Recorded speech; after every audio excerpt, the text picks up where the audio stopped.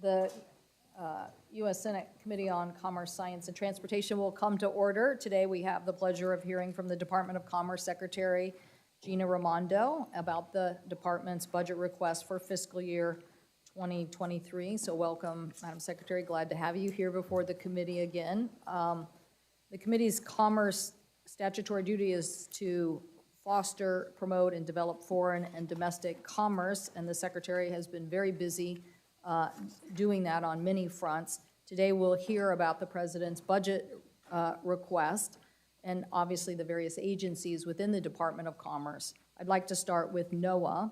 I see that you are seeking an increase of about 17% from current funding. The agency's National Oceanic and Atmospheric Administration has never been more important to families facing the climate burdens and extreme storms, weather, flooding, and drought. So we look forward to NOAA's efforts to help ensure and sustain fisheries in the United States and to invest in innovation that will build strong and resilient coastal communities, something I'm sure you know a lot about as former governor of a coastal state. So we look forward to your work and thoughts on how we make continued investment. I'm looking forward to the department's response and how bipartisan infrastructure funding in these areas can help address salmon decline. And I look forward to hearing any updates from you on the Office of Space and Commerce that resides within NOAA. Our colleagues here are very interested in that. I think Senator Wicker and I sent a letter to you on that issue. I also want to say that Senator Wicker and I have been working on a Noaa Organic Act. We think this is very important in strengthening the science and voices of the department, and we very much appreciate Dr. Spinrad's helpfulness in this, and so we look forward to continue to working with you on that issue. Secretary Raimondo also oversees the National Telecommunications and Information Administration, obviously also seeking an increase. These funds will help NTIA to continue their work on spectrum management, broadband, cybersecurity, and privacy.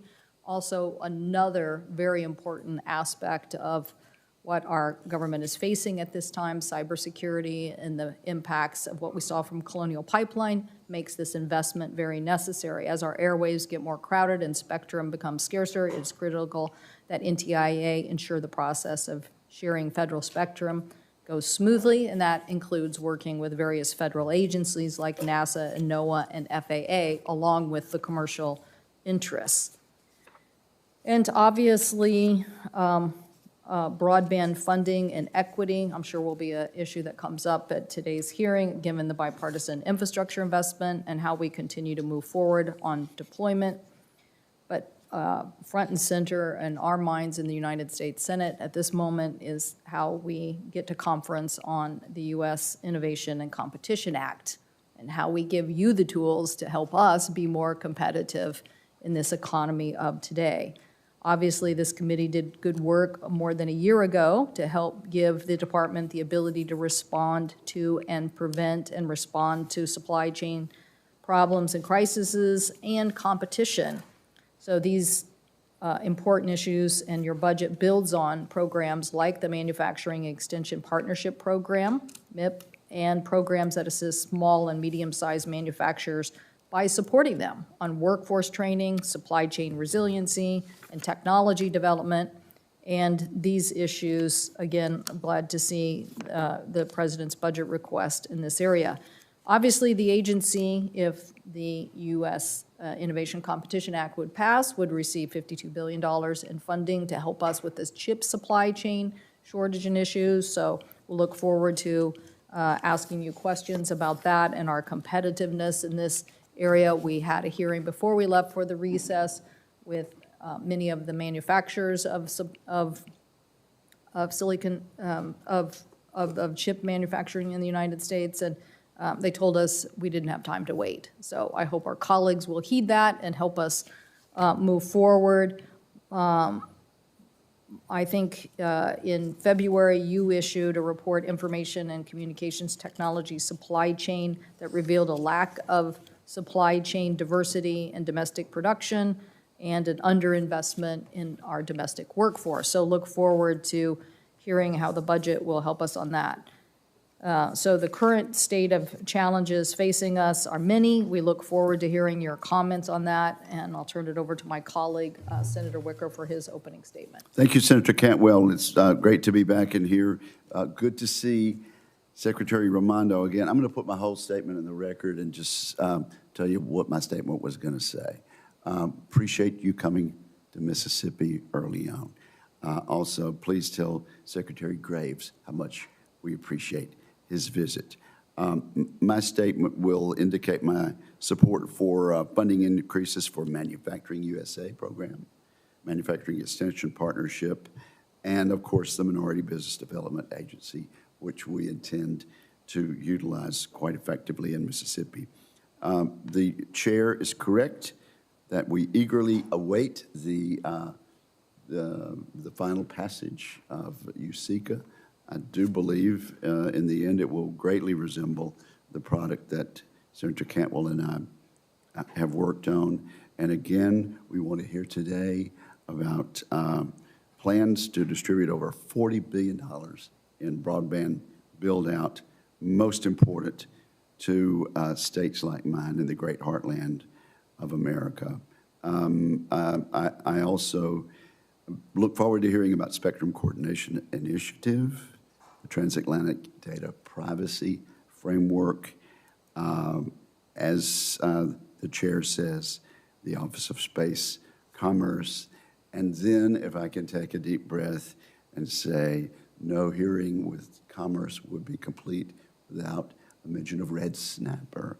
And so I hope the department's request for increased funding to build a fisheries survey that is accurate will proceed. Recreational fishermen are an important part of our economy.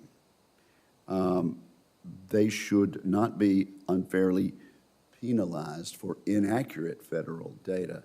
And in my state of Mississippi, we've developed a very nifty way, scientific way, of giving an accurate understanding about the recreational harvest, and I look forward to continuing to work with Noaa. Having said that, I ask unanimous consent that my full statement be admitted into the record, and we are absolutely delighted to have this wonderful public servant with us today. Without objection. Secretary Raimondo, again, welcome. Thank you so much. I think hearing the list of both my statement and Senator Wicker's makes us tired just thinking of all the oversight and responsibilities Yes, so we look forward to hearing your comments. Thank you. Well, thank you both very much for having me here, and thank you for all of your partnership since I have had this job over the last year. I can't tell you how much I appreciate your support. Yes, the Commerce Department's mission is broad, and I would argue more important than ever. The issues that you have just said are more important than ever.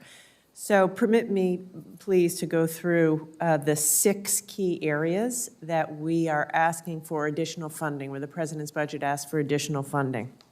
All of these investments are focused on the same goal, which is to enhance America's ability to compete. So first, the budget strengthens the nation's supply chains by investing in domestic manufacturing. As Senator Wicker said, it calls for $275 million of an increase in the Manufacturing Extension Program and $97 million for Manufacturing USA, both of which are aimed at strengthening domestic supply chains with a particular focus on small and medium-sized manufacturers to help them improve their competitiveness. The budget also proposes $16.1 million to augment the Commerce Department's data, tools, and expertise to support more secure and diversified supply chains. Secondly, the budget positions us to compete globally, protect our national security, and continue to lead a global coalition united against Russia's aggression. Specifically, it calls for $630 million for ITA to enhance commercial diplomacy and export promotion, and also provides BIS nearly $200 million to apply and enforce export controls and strengthen our efforts to counter new threats from China and Russia. Third, the budget invests in equitable and inclusive economic growth for all Americans. I firmly believe that America's diversity is our greatest strength and our competitive advantage. As a result, this budget provides for $500 million for EDA to help communities experiencing economic distress take control of their future and position themselves for economic prosperity and resiliency. It proposes $110 million for the MBDA, which the ranking member just mentioned, to meet the full authorization that was included in the Bipartisan Infrastructure Law. And part of this funding will be used to open new regional offices and establish rural business centers in partnership with minority-serving institutions. Fourth, the budget takes historic action to combat the climate crisis. I certainly agree with you, Chairwoman, that there's never been a more important time for NOAA as it relates to climate. The budget accordingly includes $6.9 billion for NOAA to continue providing data, strategies, and expertise necessary to address the climate crisis. The request also supports programs to catalyze wind energy, restore habitats, protect oceans and coasts, and improves NOAA's ability to predict extreme weather events associated with climate change. The budget also proposes $87 million for the Office of Space Commerce, which I expect we'll talk about today. Fifth, the budget expands opportunity and discovery through data. Timely data is critical to supporting American competitiveness, innovation, and growth of quality jobs. The budget provides the Census Bureau with $1.5 billion to continue its transformation to a 21st century data-centric model and calls for $141 million for the BEA to support new data on supply chains. And finally, six, the budget ensures the department can provide 21st century service to the American public. It proposes new funds to enhance cybersecurity and increase the diversity and equity of our workforce in cyber. And finally, I must close with mentioning USICA. I want to begin by thanking you both for your incredible leadership on this and pledging to you here and now to do anything in my power to get this over the finish line in a bipartisan way as quickly as possible, because the need is urgent, as the chairwoman said. The Commerce Department has key priorities in the bill, many of which are this committee's priorities as well, including the $52 billion for CHIPS funding, the tech hubs, supply chain authorities. I cannot say strongly enough the urgency with which we must act. Other countries aren't waiting for us. China's invested $150 billion. Germany, Singapore, Spain, France are all investing. Existing fabs are operating at 90% capacity today, and demand is about 17% above pre-pandemic levels. The time for us to act is now, and I look forward to working with you to do that. Thank you, Madam Secretary. That's a great list, and we appreciate your enthusiasm as well on this, and look forward to working with you. If I could start with NOAA, I was pleased that the Department of Commerce executed funding for the Pacific Coastal Salmon Recovery Fund and the National Ocean and Coastal Security Resiliency Fund. These are important aspects of our bipartisan efforts. I am concerned that the department or NOAA may not be taking an active leadership role in culvert removal. One of the big issues that we've seen across the United States is infrastructure that has created blocking for fish passage. So will you work with the Department of Transportation and NOAA Science to get more aggressive on this program? Yes, with DOT and also Interior, yes. Yes, yes, thank you. Well, we just, again, I could give you examples across the United States of the same problem. I'm very well aware of them in the Northwest, but the bottom line is our transportation infrastructure has blocked fish passage, and we need to correct that issue, so thank you. You mentioned the chip shortage. I wondered if you could talk about, given Russia's attack on Ukraine and disruptions of the pandemic and vulnerabilities of the U.S. supply chain, what is it that we need to do to make sure that that we get ahead of this from a supply chain perspective on chips, and what we need to do to also get the workforce to be ready to catapult. Our information is that the shortage that we experience today is only going to double or triple if we don't get more in manufacturing. But we're also trying to understand why catching up as soon as possible is critically important. So if you could comment on that. Yeah, so the budget, the president's budget calls for an increase for supply chains, which will enable us to meet the immediate crisis caused by Ukraine, caused by COVID. But that isn't nearly enough. That's treading water, barely. Right now in the Commerce Department, I have 40 different work streams on supply chains going. We have a handful of people doing it.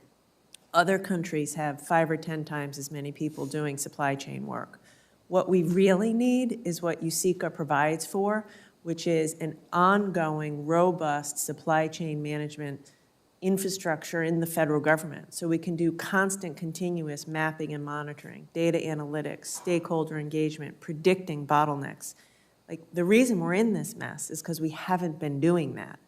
And with respect to chips, I don't think it's an exaggeration to say this is a national emergency. It is threatening our national security as well as our economic security.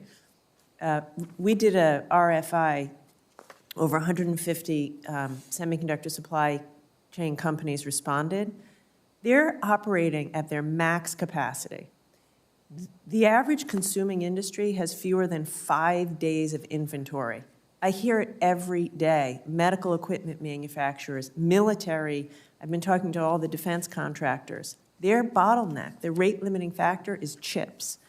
So I don't know how else to say it. We need to invest this money to increase domestic production of chips and use some of the money, as you said, to invest in our workforce. We don't have the workforce now. We need the workforce developed. And by the way, we need it all over the country, which is why I think the tech hubs are just as important. And, well, we definitely agree on the tech hubs. I want to make sure, though, that we understand this timing issue. I think, as manufacturers and the shortages become clear to everybody around the globe, other people are moving faster than we are. Thank you. And the faster they move, the more the money follows. And so I really am worried that that even investments that people have announced, Yes. that they're going to build, say, in Ohio. Yes. So And so I just hope that people realize that the longer we wait, the longer we don't send that signal, the more that initial investment may not go to Ohio. It may go over to Germany or someplace else. And so I'm just trying to get people to understand why this signal is so important.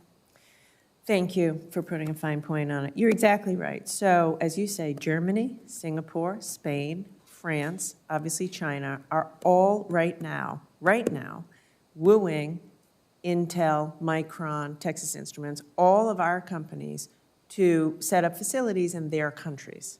And I have spoken with all of these CEOs. They want to operate in America, but they cannot wait because demand for chips is up 20% where it was a couple of years ago. They are going to build. And if we don't act quickly with USICA, they'll build elsewhere. If we do act quickly, they'll build here, and as you say, go from a $20 billion investment to a $100 billion investment in Ohio. Thank you. Senator Wicker. Madam Secretary, I think semiconductors and the chips issue is a national security issue. You do agree with that, don't you? 100%, yes. National security issues have certainly been emphasized and heightened in the last few months because of what we see and what we are looking at over the horizon. There have been some people who object to the grants. These grant recipients are going to be big companies. Some of them do business in China. There is a school of thought that this would be better done through trade negotiation policy. So why is it so important to follow the approach that's in the USICA Act? And if you could elaborate on that for a moment or two. Yes. Let me say this. I want you to know and be reassured that my top priority will be protecting taxpayers, and I have a long track record in public service of doing that. There are clawback provisions. If this money were to be used by companies that are violating our export controls, we will claw the money back. There are taxpayer protections in statute and that we will further strengthen in regulation. This money cannot be used to build facilities in China, et cetera. At the end of the day, though, just like the chairwoman and I were talking about, if we don't act, these chip companies they are going to increase their production. And the question... Quickly. Quickly. Yes. And now. I've talked to them all. I talked to them all. By the way, I talked to all the national defense contractors recently who are working overtime on the Ukraine replenishment issue, and their biggest pain point is chips. There's 250 chips or more in every Javelin launching system. Thank you for making that point. So this has to happen. It has to happen now. And if you want these companies, yes, they're big, yes, they're profitable, to expand facilities in America, you must pass the CHIPS Act, USICA, and do it quickly. Let's talk about spectrum management and coordination. There are a lot of agencies that like to get their fingers in this issue. I welcome the spectrum coordination initiative between NTIA and the FCC. Can you comment on how this new initiative will foster more efficient and effective spectrum management policies, and also how this will ensure that NTIA is in fact the voice rather than other agencies for representing the executive branch on spectrum management? Yes, thank you. I'm very excited about this initiative. We launched it in February, and we're also in the process of renegotiating a 20-year-old MOU as between NTIA and the FCC, because as you know, there's a complementary relationship between the FCC and NTIA, and we are in charge of federally owned spectrum. And so we're going to start increasing our presence in the interagency to make sure that we have better coordination with the FCC, but also, frankly, NTIA needs to be elevated in the discussion because we need we need an administration-wide, government-wide spectrum strategy, and we need to kind of do that in coordination, with our partners in government. Very good. And then let me use the last minute and 17 seconds to talk about recreational fishing. NOAA has the Marine Recreational Information Program, MRIP, and it's not very good. Our state of Mississippi has developed the Tails and Scales, and it is known to be the strongest survey of red snapper fishing in the country. We'd like for NOAA to uphold the state data as the best available science. And as a matter of fact, Texas has never participated in MRIP, and they're allowed to proceed in their own way. Louisiana has stopped participating in MRIP. The West Coast uses only state data, and on top of that, NOAA helps them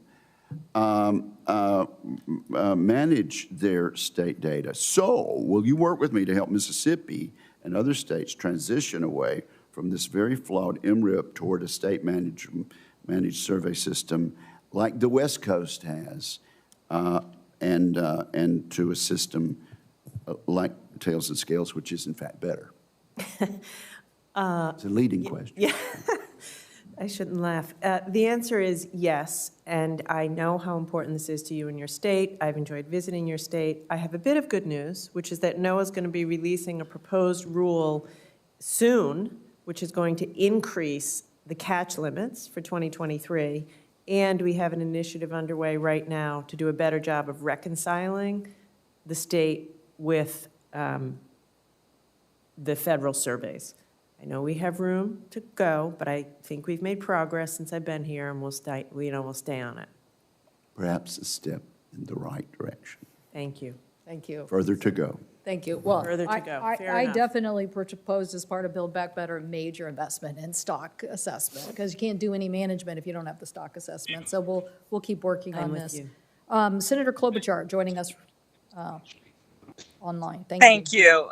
And thank you, Chair Cantwell. And I'm going to ask Secretary Raimondo, sorry about this, but we are headed to Secretary Albright's funeral. And so I wanted to get some really important questions in, but also to thank you for your work. And I think to make it easier, I'll just ask my questions so you don't have to keep hearing me go back and forth here. And then you can answer. So my first question is about the American Innovation and Choice Online Act. As you know, I chair the Antitrust Subcommittee. We're really excited about the progress that Senator Grassley and I are making with this bipartisan bill to promote innovation. And I'd love to hear your views about that. We know how important tech is to our economy, and we also want to make sure there's strong competition going on and that we don't unfairly discriminate against certain businesses, and we make sure that everyone gets a fair shake on these platforms. My second question is just a quick update on tourism, something near and dear to our hearts. Roy Blunt is on this bus with me. I know he would be asking the same question. And I also want to thank Senator Rosen for her good work on that front. And my third, just to emphasize the importance of the bill that Senator Thune and I just passed on shipping, because we want to make sure we get good rates when it comes to the international conglomerates. And if you could quickly comment on the importance of that. So I want to thank you again for your incredible work, and especially what you're doing on supervising the broadband piece of the bipartisan infrastructure bill. Look forward to hearing your answers. Thank you. Thank you, Senator, and thank you for making the time to call in. I think I got all of that. So on the first question, I applaud your efforts, and I've enjoyed talking to you and Congressman Cicilline, and clearly agree that we need to improve competition, which increases innovation.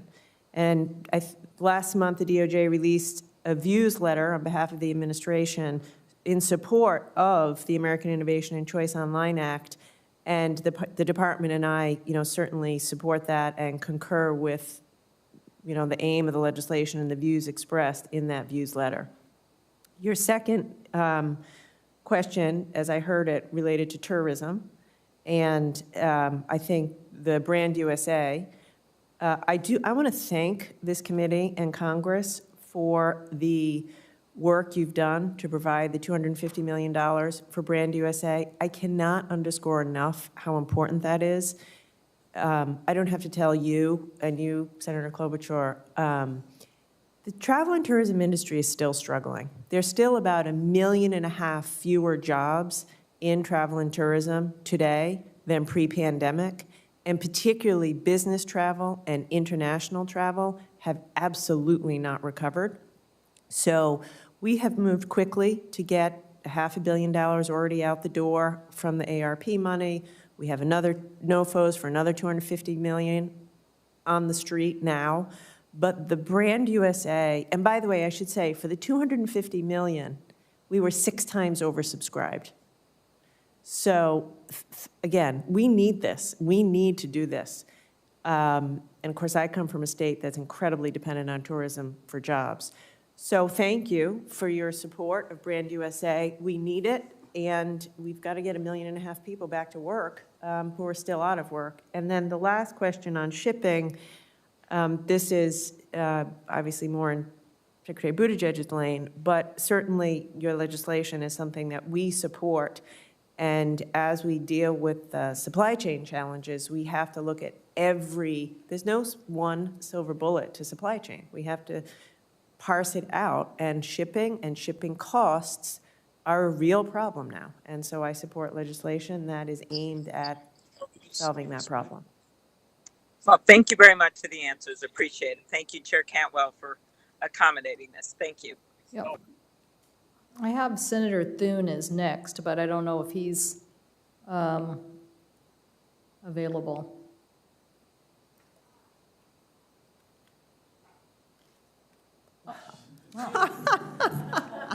Well, Well, maybe he's available. There's no telling where he is.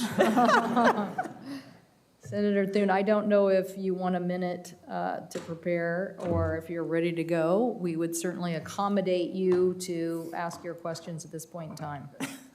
Thank you, Madam Chair. And thank you for calling my name. I just kind of showed up. But Madam Secretary, welcome. Thank you for being here. Let me start by just talking about the BEAD program. In order for that program to be successful, we've got to encourage participation from all types of broadband providers, as long as they have met the objective, technical, financial, and operational standards set by NTIA. And any inclusion of burdensome requirements such as net neutrality, wholesale access, or rate regulations is only going to discourage participation. So I'd like to ask you to commit once again that you will follow the letter of the law and not add extraneous requirements as other agencies seem to be intent on doing with broadband money. Would you ensure that NTI carries out its duty and implements the BEAD program within the confines of the statute? And will you commit that NTI does not include net neutrality, wholesale access, or rate regulation requirements like other agencies have done? Yes, let me speak to that. As you know, the statute expressly prohibits rate regulation, and I was heavily involved in negotiating that. So I understand the limits, and we will comply with the statute. Having said that, and we intend to work with all providers, whether that is electric utilities, middle mile providers, big ISPs, rural co-ops, et cetera. The President has been very clear that we have to make sure at the end of implementing this program, every American, every tribal lands, rural lands, et cetera, has access to high-speed, affordable internet. And so we are as focused on access as we are on affordability. And so we will be consistent with the statute without doing what we're not allowed to do, working with states who are developing their state plans to make sure that there are affordability provisions. And I believe that there are ways to do that which do not involve rate regulation or, violating the statute. But affordability is as important as access. And I don't disagree, and I think that the key, in my view at least, is to not discourage providers from participating. You want to get as many, particularly those in unserved and underserved areas, to participate in the programs that are available. And I understand that the statute prevents rate regulation, but there's a lot of conversation around some of these other issues like net neutrality, which if that was going to be included, ought to be done by the FCC, not other agencies of government. And so adding additional requirements, I think, is going to discourage participation. So I'm just yes, I understand. The FCC, as you say, the FCC regulates net neutrality, not us. And listen, we are pro-competition. Right? Competition drives down prices. We are working hard to figure out how to structure this program to encourage competition, which benefits the consumer. Right. Okay. As you know, 5G connectivities will require hundreds of thousands of small cells and other equipment, and deploying this infrastructure can be unnecessarily burdensome and lengthy, with multiple series of approvals required that lack certainty with respect to if and when a governmental entity will grant approval. The type of approvals required, fees imposed for deployment of networks can be particularly problematic, leading to delays in wireless infrastructure deployment, which is a particular concern as we seek to deploy 5G as rapidly as possible throughout the United States. And last Congress, I had introduced a piece of legislation called the Streamline Small Cell Deployment Act to address many of these issues. And with all the funding that's being made available to construct and deploy fixed and mobile networks, do you support efforts to streamline permitting requests so that consumers can reap the benefits of these new technologies more quickly? Yes, yes. I will say this, and I have firsthand experience with this as governor. A lot of the regulations and permitting requirements which will slow down broadband deployment are at the state and local level. And so, we are going to work with states to encourage them to provide simple things like access to telephone poles, dig once, provisions. This red tape absolutely stands in the way of rapid deployment, and so, yes, I do support those efforts. Good. We'll look forward to working with you on that, because it is something that I think acts as a deterrent to a lot of the build-out that we're going to need to get these networks up and operating. Finally, my time's expiring here very quickly. How does the NTI plan to address coordination issues with other broadband programs, such as those that are administered by the FCC, USDA, and Treasury?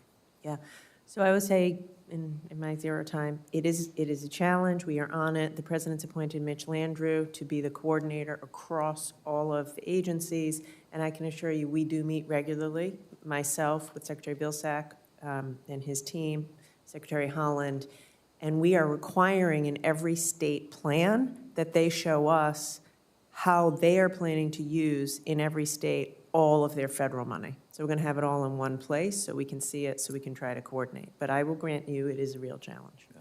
Thank you, Madam Chair. Thank you, Senator Thune. Senator Blumenthal.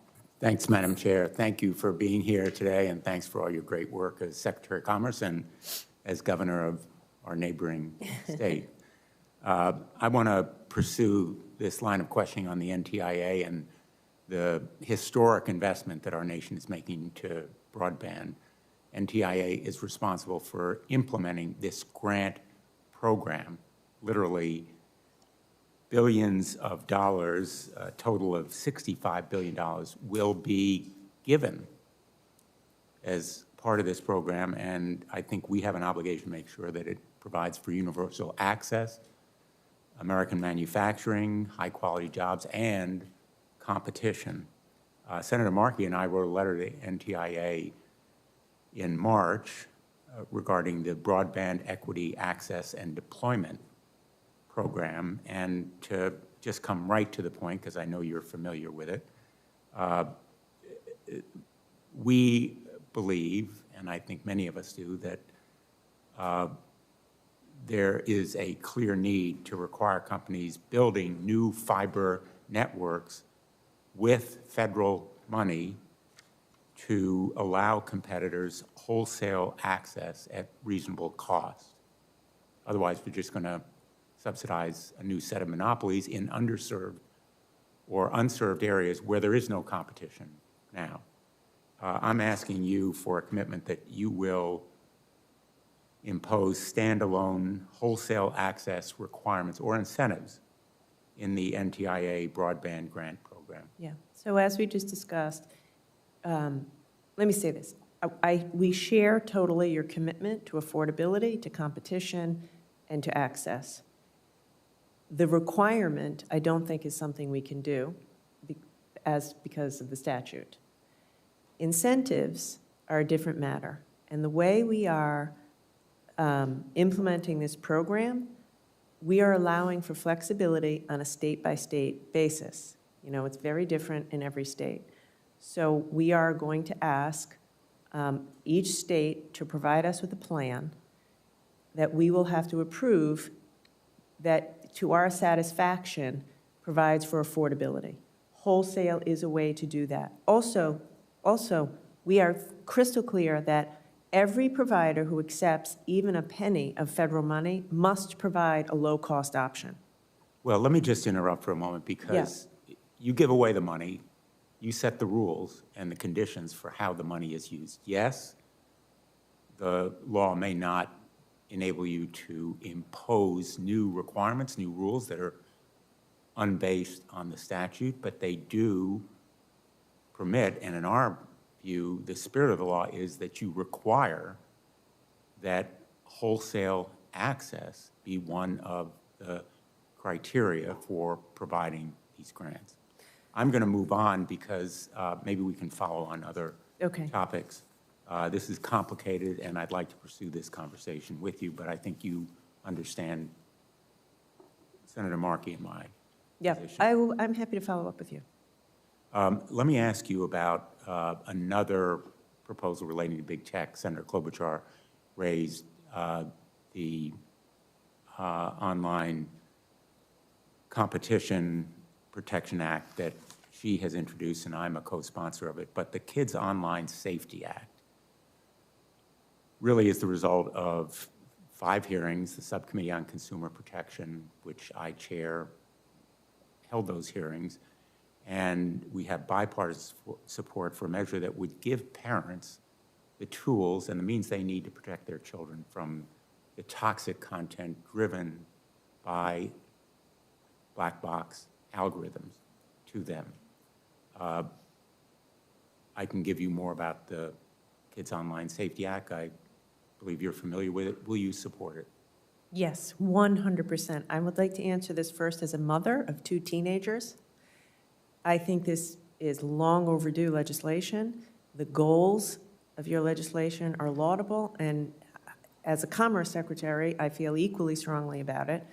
It's long overdue. We see the corrosive effects. So yes, I'll help you in any way. Also, in President Biden's Unity agenda, he's very focused on mental health and increasing mental health services, particularly to young people. Much of the reason we have that need is because we have not done a good enough job regulating the content online, particularly as it relates to our kids. So I applaud you for the initiative. Thank you.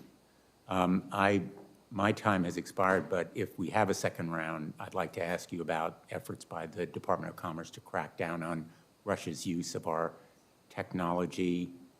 The Commerce Department has a very important role in export controls. I know you're working hard on it, and I hope that at some point during your testimony this morning, you'll update us on the very important work that your department is doing on export controls to deprive Russia of the technology that it can use on the battlefield and internally to promote its aggression. Thank you. Thank you. Is Senator Scott available? I have him joining us remotely. If not, Senator Blackburn. Thank you, Madam Chairman. And Madam Secretary, thank you for your time today. I want to thank you also. You just made some kind comments and supportive comments of the Kids Online Safety Act that I've worked on with Senator Blumenthal, so we thank you for that. I have another tech area I want to go to.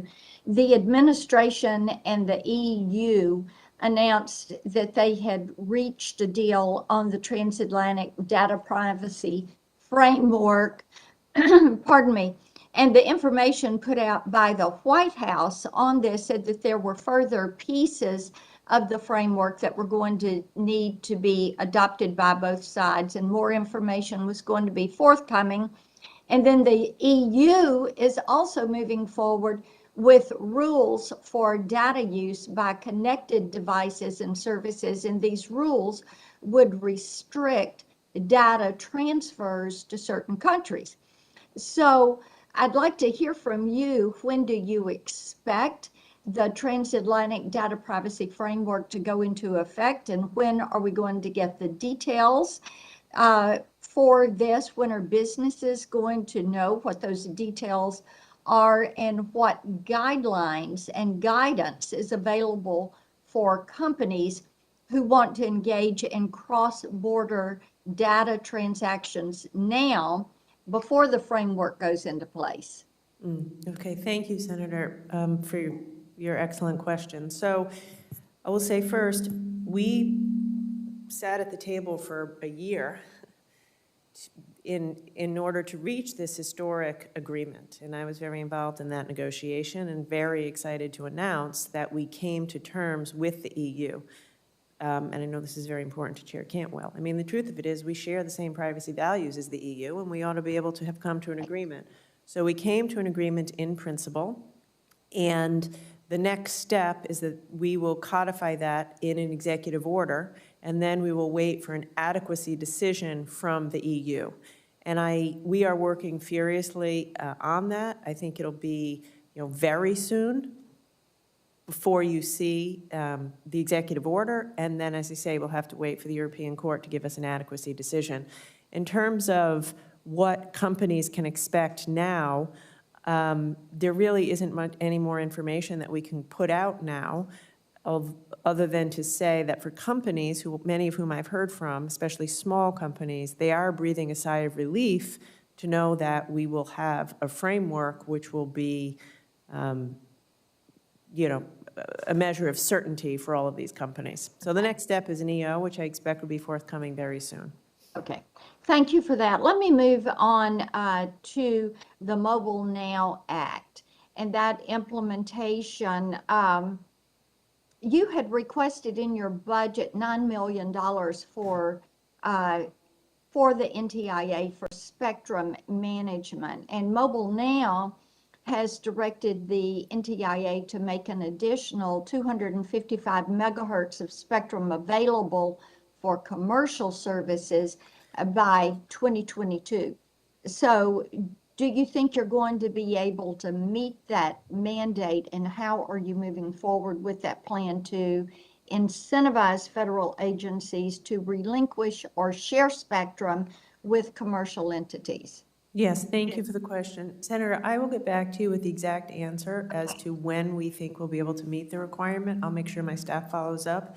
With respect to your other question, it relates to the discussion we had earlier. We are in the process of, what we really need is a government-wide strategy as it relates to spectrum use.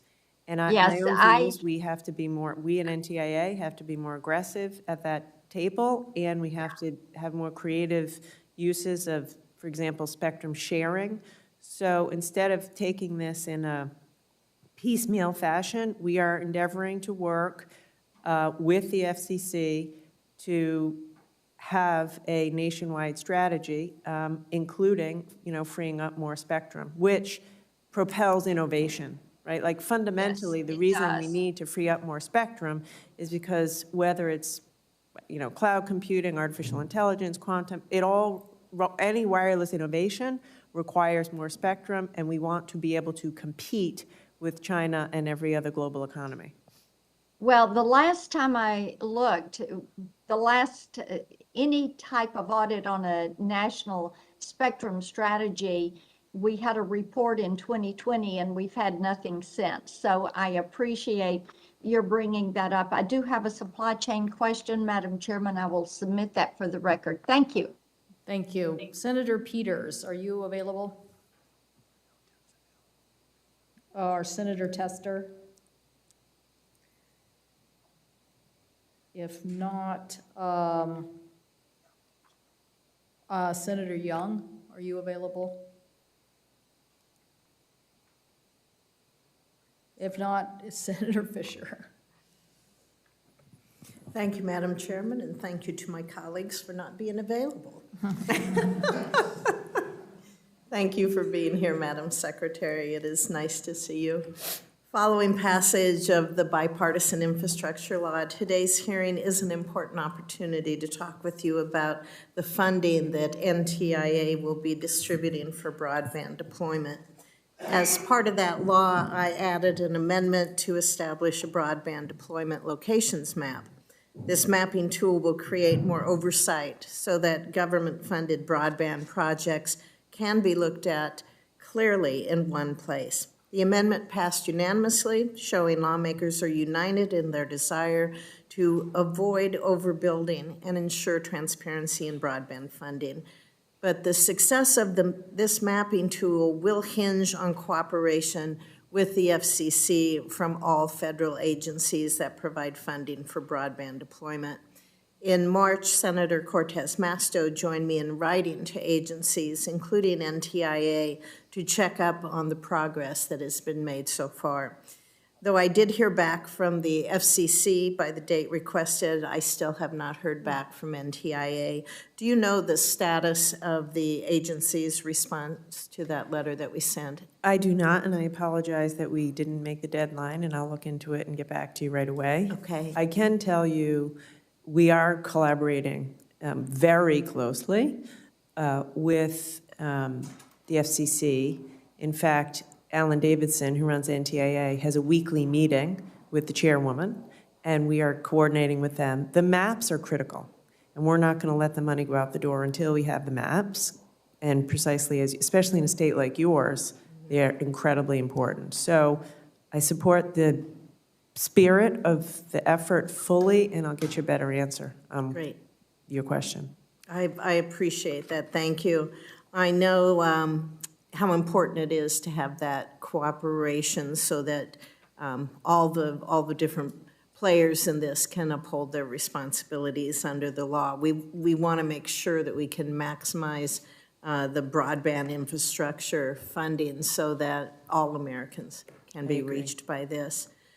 I would ask you, you testified before the Senate Appropriations Committee in February, and I appreciated that you did recognize the importance of expanding broadband networks to unserved areas first, as the law requires.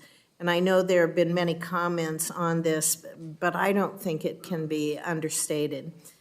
However, at that time, you did add that, quote, this doesn't mean that some of the money won't go to places that already have coverage, end quote, and that competition is not a bad thing, which you stressed again today with competition. To me, that seems like two conflicting sentiments there. Can you clarify what you mean by this, and how do you square the two? I am very, very concerned that the focus has to be on unserved areas first. Yes, and I agree with you, and the statute is clear, right? Unserved first, unserved, underserved. I think what I was trying to say is every state is different. And for that reason, the way we're implementing this program is we are requiring every state to submit to us their state plan. Now, in a state like Rhode Island, for example, there's no unserved. Everyone is served. And they're automatically receiving $100 million. So by definition, there will be some money spent and everyone's already served. Now, in your state, obviously, that will not be the case. So the priority is crystal clear, unserved first. When we are done with this, it is our goal, ambition, and intent that every single American on a rural land, on a tribal land, on an urban land, has high-quality, high-speed broadband that they can afford. We do promote competition because competition does reduce prices, which is good for the consumer. But I don't know how else to say it. I mean, we're not going to overbuild. We don't want to overbuild. But what I've learned in the past year especially is you cannot overestimate the differences in every community. And so to account for that, we're going to work very closely with governors and states. And I guess I can just assure you that in your state, at the end of this, everyone unserved will be served. Can you refresh my memory? Will you be reviewing every state plan? Is it required that the department has to approve every state plan? How does that work with it? Yes, yes. So the way it works is we're hoping to get the NOFO out May 16th. Okay. We're working hard towards that. That will go out. Every state then has to give us their intention to participate. Once we get that letter, we send them a planning grant. Then they use that planning grant to do a state plan. They're not going to get any more money until we approve of the plan. And there'll be an aggressive back and forth using the maps, pushing on affordability, et cetera. And then we will approve the plan to make sure everyone is served, and then the money will flow. Great. Thank you very much. Thank you, Madam Chair. I don't know if either Peters or Tester are online. If not, we're going to go to Senator Scott. All right, good. Everybody's on? Okay. Chair Cantwell, I want to thank you for hosting this important hearing today. I've been called on the Secretary of Commerce to come testify since last fall. So I think I've been pretty disappointed that we haven't heard answers from the American people on President Biden's disastrous policies that have caused a severely crippling supply chain crisis, and it's really hurt people with inflation, which, as you know, hurts the poorest families. So 6 months of silence, I think, doesn't make sense. I don't understand why the Secretary of Commerce wouldn't want to come here and talk about this, but let's look at the numbers. The last time you testified was January of last year, I think it was. 16 months ago, inflation was 1.4%. Today, inflation has increased fivefold to 8.5%, a 40-year high. it doesn't appear to be any sign of slowing down or any plans for the Biden administration to fix anything, and I haven't seen any fixes. Every day, American families are seeing the crisis when they go buy anything they want to buy. In my state, families are worried about putting food on the table. One, the price of food. Two, get the food. Make sure they can get their pharmaceuticals, and make sure companies have the products they need to be able to survive in their business at a price that they can afford to sell. I've heard from business leaders all across my state about the impacts of the supply chain inflation is having on their business, and many businesses have had to close. So as Secretary of Commerce, you play a leading role in dealing with the supply chain and with inflation.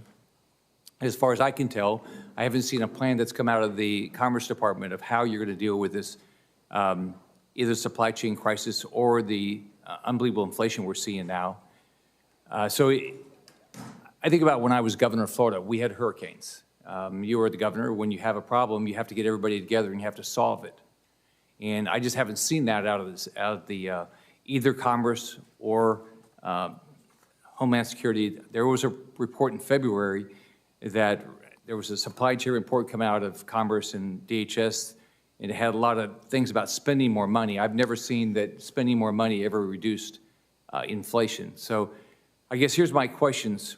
What tangible action are you taking right now that's going to reduce inflation, which is caused by supply chain crisis? When will we start seeing a reduction in the inflation? And three, we've watched what's happened with Ukraine, with Russia, where Americans are saying we can't do business with Russia anymore. Is the Commerce Department ready to focus on decoupling from China when China invades Taiwan? But thank you for being here. Well, thank you, Senator, for your questions, and it's my pleasure to be here today, and of course, I'm always available to you anytime. Look, we recognize that inflation is a challenge, and Americans are seeing it every day, and that's exactly why the President and our administration is doing everything we possibly can to do that. This administration clearly did not cause the inflation. The inflation was caused by incredible demand post-COVID, supply chain disruptions from COVID, and Putin's war exacerbating it all. And actually, if you look at Europe, they're seeing similar, if not higher inflation, but much slower economic growth. In this administration, our job growth is unprecedented. So to your point, what are we doing? What am I doing? I'm primarily focused on the chip crisis. You know, chips, semiconductor chips are in everything. And we are, I've used the Defense Production Act to do a survey of all data from over 150 chip companies. Our convenings with chip companies have led to partnerships. For example, Global Foundries has partnered with Ford and GM to reduce that problem.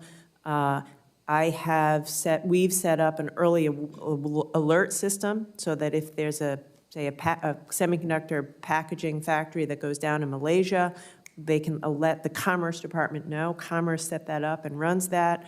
I stood up a supply chain task force, which has 20-plus leaders in industry. I mean, supply chains are run by the private sector. So what we're doing is increasing transparency to work with them. Yeah, go ahead. When will inflation start going down?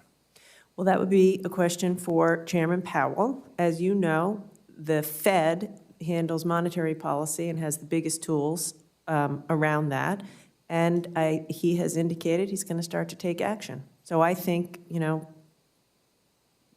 soon, this year. So you don't think government spending has anything to do with inflation?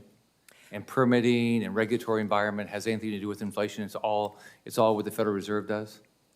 The Federal Reserve and its monetary policy by far has a bigger impact on inflation. Certainly government spending has an effect on that, but the government spending that we are doing and that you participated in with the infrastructure bill, for example, is investment. It's productivity enhancing investment, which I don't believe meaningfully increases inflation.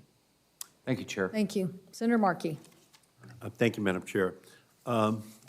Great job, Madam Secretary. Morning. The National Oceanic and Atmospheric Administration's National Integrated Heat Health Information System provides life-saving guidance and research to protect communities from extreme heat, which has recently killed more Americans than extreme weather events like hurricanes and floods. We know that extreme heat will only get worse as the planet continues to warm from human-caused climate change. My Preventing Heat, Illness, and Deaths Act would support the great work already happening to address the problem. Congress should pass my bill and increase funding for extreme heat research and mitigation. Just $2 million a year in additional funding could protect hundreds of thousands more Americans from the life-threatening risk of extreme heat. Secretary Raimondo, do you support increased funding for extreme heat research and prevention, which could turn up the temperature on our work to save lives by turning down the temperature in our communities? I do, and I do know that this is a priority for Noaa, and we are working in the interagency on this issue. Okay, thank you. In his State of the Union address, President Biden called for a ban on targeted ads to kids. Apps should never be allowed to track a 10-year-old's browsing history, bombard her with marketing based on that data. The Children and Teens Online Privacy Protection Act, which I've introduced, would ban targeted ads to users under the age of 13. Madam Secretary, the Commerce Department plays an important role in developing our country's technology policies. Do you agree that Congress should heed President Biden's call and pass my bill to ban targeted ads to children? Yes, I do. As I said, we support fully the administration, the goals of your bill. And as I said earlier, as a mother of 2 teenagers, I see it every day. It's real, it's destructive, and we have to do more. It's also why the president, in his unity agenda, is calling for increased funding for mental health and make sure that kids can access that.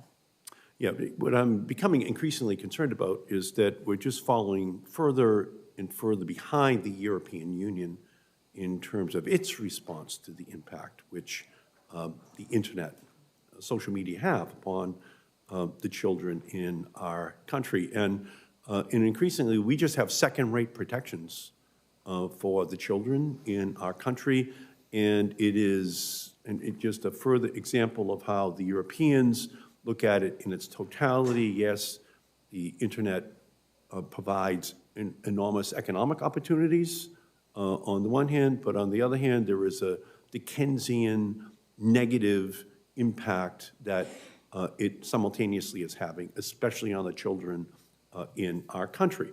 So to the extent to which this issue just continues to sit there, the warning signs are just given to us by the headlines in newspapers every single day about the mental health condition of young people in our country right now. Could you talk a little bit about that and the interrelationship between social media and the mental health of the children in our country and why more protections are needed? Well, as you say, I am not an expert in this, I should clarify, but as you say, the data is clear that mental illness and anxiety and depression among teens is through the roof. I should say parenthetically, I saw this as governor. I began a mental health effort in Rhode Island called It's Okay Not to Be Okay to try to eliminate the stigma. And it's clear that social media is related to that. So as I said earlier, I support the goals of your bill. I welcome an opportunity to work with you on this, Senator, because I do agree with you that more needs to be done to protect our kids. Thank you. And the NTIA got $48 billion for broadband. And I just think it's just such an important opportunity to use that funding in order to promote affordability, promote competition, and to ensure that the internet is free and open. And I know you're doing a great job on this, but the faster we move it, I think, is the better off our country is going to be. I understand. As you say, we're working like crazy on this. The big component, which is called the BEAD program, we hope to have the Notice of Funding Opportunity out May 16th. And I very much look forward to working with you and your governor to get this done in your state. Great, thank you. Thank you. Senator Capito.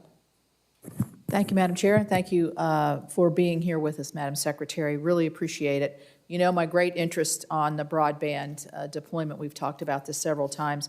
So just kind of quick questions. I heard you mention May 16th. You had testified before that that's going to be the day that you're going to be soliciting or beginning to solicit state plans. Is that still? Yes, that's the Okay. plan. We are charging towards that date. Okay. You had also mentioned in previous testimony that each state is going to have a representative from NTIA that's going to help them move. How are you doing on that? Have you appointed those? Are you still sticking with that original plan? Yes, we're still sticking with that original plan. The way I want to run this is that every state has a person they can call. So Right. if there's any issue in West Virginia, you know you call such and such. Right. So we haven't yet recruited everyone. We're in the process. We are aggressively hiring. We're more than halfway there, I can tell you. And we're like onboarding people every day. Well, we're anxious for that, as you can Yeah. imagine. We have talked, too, about the different conflicts between FCC, RDOF, USDA, Reconnect, some ARC programs, and then NTIA programs. We're running into a bit of an issue with this on the coordination factor. Can you go through an RDOF region if you're connecting two different, say, counties? How are you doing on that? You said you were going to put together a committee to work on this. I mean, we're still not getting the good answers here. Yeah, I appreciate the question. I was in South Carolina Friday with Whip Clyburn, and I met with community people, and the same thing came up. You know, how do we do this? So I think that at our level, the White House is coordinating an interagency so that Mitch Landrieu gets us all together on a regular basis and our teams together. But the truth of it is, I think the most impactful thing is that every state, when they put together their state plan, we're requiring them to detail in their state plan how they're going to use all of their federal money. So, for example, in the West Virginia state plan, they're going to have to show us on paper how they plan to use RDOF, how they plan to use USDA, how they plan to use tribal, and we're hoping that by putting it all in one place, it will enable us to better coordinate. Yeah, so here's the problem. I know RDOF's not your problem, but, RDOF's got a 5-year window, so if the whole program shows out that everybody's going to be deployed from that program, which we know is not going to happen. We know at some point the providers are going to send the money back. They couldn't do it or pay the fine or whatever. We're going to be 5 years down the road and realize, we should have worked better together. I would like to see, I would hope that you would have a carve out for the broadband deployment area and not have this just be a general coordinating committee, because if you're trying to coordinate Absolutely, yes. transportation, water, and all this, and it's never going to get down to the detail it needs to. So this is a big issue, and we're luckily and unluckily, we're eligible for a lot of funding because we still have a lot of unserved and underserved. But you can see if the conflicts come in, at the end of it, we don't want to say, wow, we're still not there yet. So anything we can do on that to work with you, we have a lot of good data. We would like to do that. Thank you.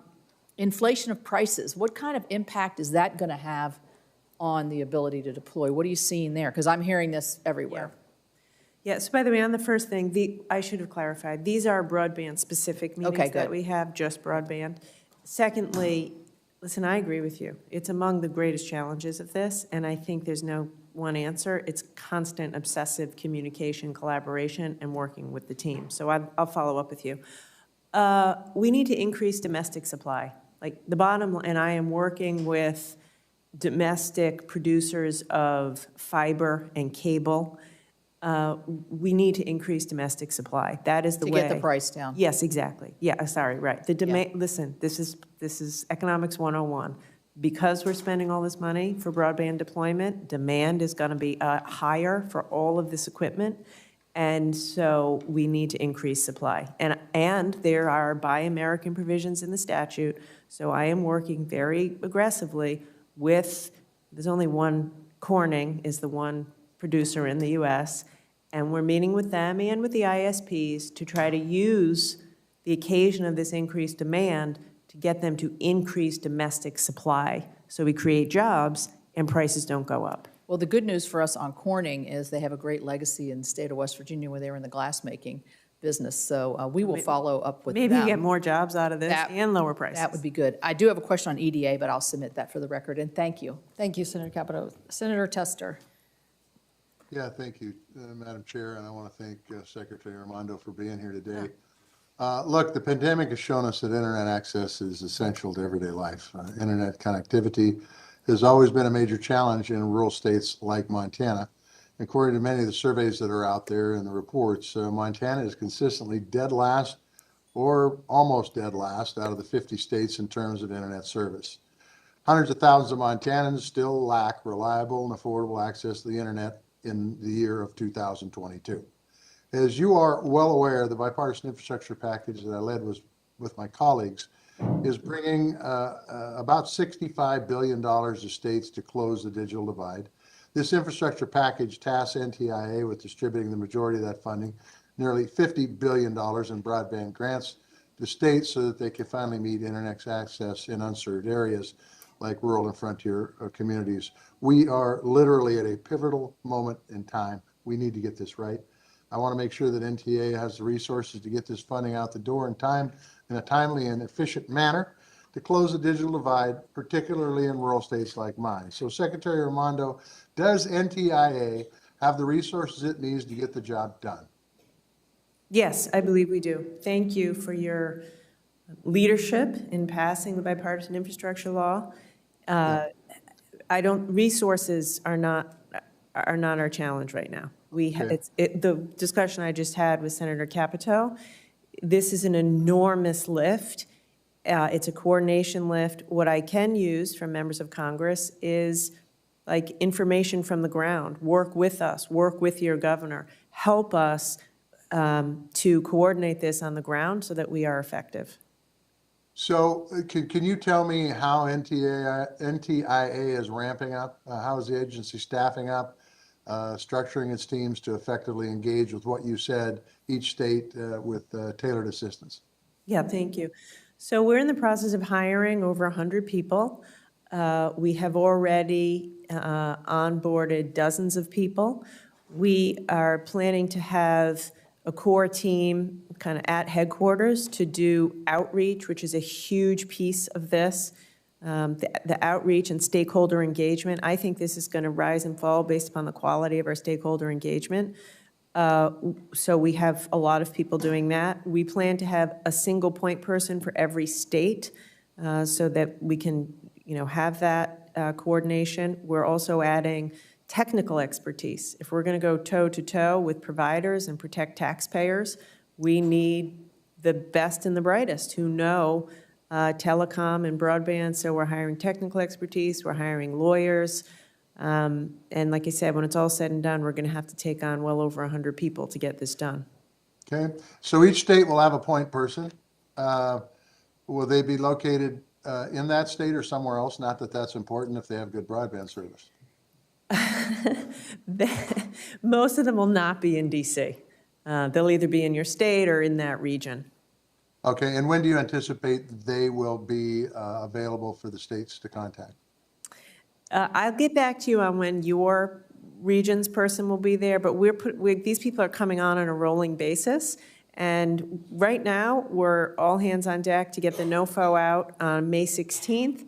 And then over the summer, we're going to start to increase, the pace that we onboard these people. Okay, so what about Indian country? How are you're going to depend upon the state to do the outreach there, or are you guys going to have a special person for the Native Americans? Yeah, thank you for asking that question. We have a whole team for tribal outreach. We did a consultation in January. I should say this is very important. We have a whole team to do technical assistance for the tribes. And we've learned that they're going to require a great deal of technical assistance. So for example, in the first tribal monies that we put out, 73% of the submissions required our technical assistants to do some kind of curing. So we're not saying no to the tribes if their applications aren't up to snuff. We're working with them, with technical assistance, to improve the quality of their application so that we can get the money out the door. Granted, it takes a little longer, but we've stood up a team here and regionally just to work with the tribes so we can provide them the assistance they need, especially the ones that are smaller and don't have the resources. We are deadly serious about making sure everyone who lives under tribal land has access to broadband at the end of our work. I appreciate that. The consultation was done via Zoom, I would assume? Yes. And what kind of participation did you have? Do you know offhand? I will get back to you. I don't know the exact number. I know we were overwhelmed with the response. I participated. We had a huge response. I should say all of our consultations or our stakeholder outreach, we're routinely, in one of them we had over 1,000 people participate, and one of them 700 people. I'll get you the exact number on the tribal, but I know it was robust. That's really not important. What's important is that you did have a broad representation of large land-based tribes, gaming tribes, other tribes that are in there. That I can assure you, yes. Okay, good. Just the last thing is the timelines for getting this money out the door. Have you set any timelines for that? Well, like I said, we want to, the NOFA will be on the street May 16th. Every state then has to give us a letter of intent, their intention to participate. We will very quickly, within 30 days, get them planning money out the door. And then, honestly, it depends on the FCC maps and how quickly we have them before we can get the rest of the money out the door. Thank you. I really appreciate your work. I appreciate your common sense attitude and work ethic. And I know that you're going to be also making sure that there's adequate oversight on these monies to make sure that we're getting the bang for the buck. Thank you, Madam Chair, and thank you, Secretary Armando. Thank you. I don't know if Senator Young is available. I know Senator Lee was here. I don't know if he's available remotely. If not, we'll go to Senator Rosen. Thank you, Chair Cantwell. Ranking Member Wicker is not here, but thank him as well. Secretary Raimondo, thank you for being here today. I'm so glad you've been traveling, as I hear you saying that, setting up, talking to folks about increasing our domestic supply chain and working on manufacturing and all these roundtables. And I hope you plan to come to Nevada, because if you would come to Nevada and listen to what we're concerned about, this is what we would tell you, that the solar industry is incredibly important to my home state of Nevada, where we have the most solar jobs per capita in the entire country. I'm extremely disappointed with the administration's extension of Section 201 tariffs on imported solar products, and I also have very serious concerns with the Commerce Department's recent decision to initiate an investigation into solar panel imports. Already, as a result of Commerce decision, industry surveys indicate over 80% of U.S. solar companies report being notified of canceled or delayed panel supply.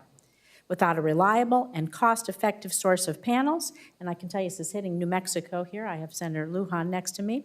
Without a reliable source, existing and proposed solar projects could come to a halt.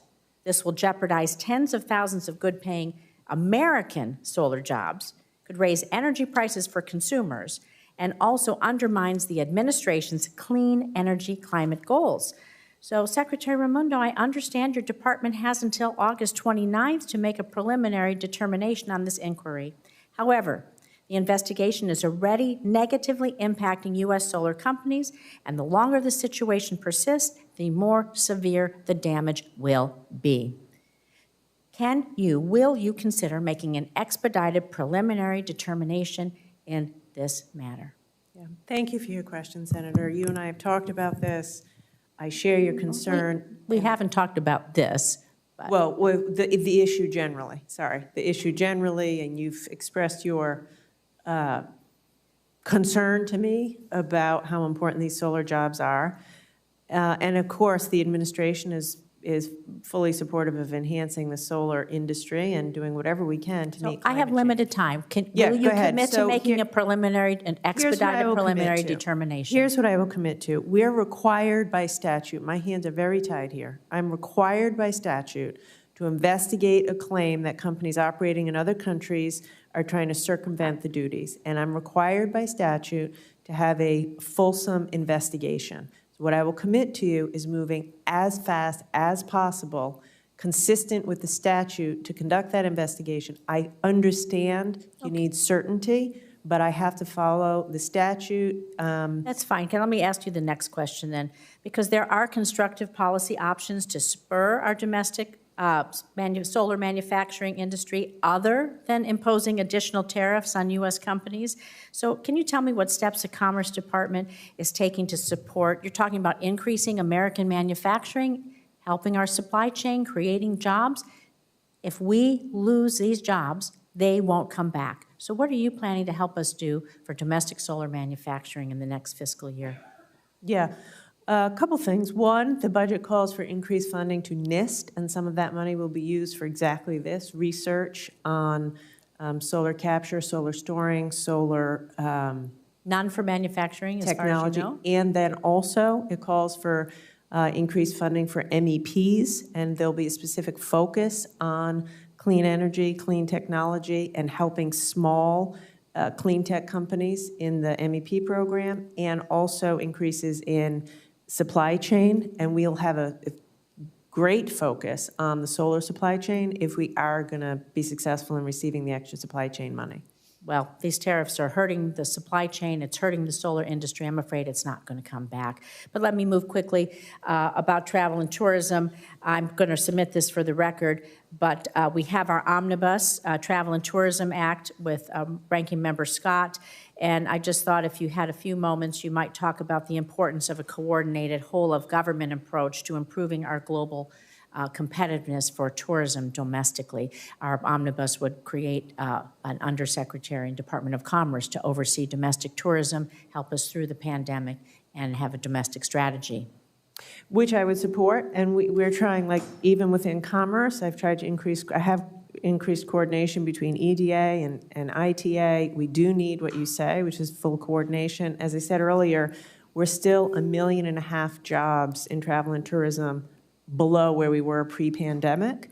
We have not fully recovered. You see that in your state. So, yes, I would fully support that. Thank you. I appreciate it. My time is up, Madam Chair.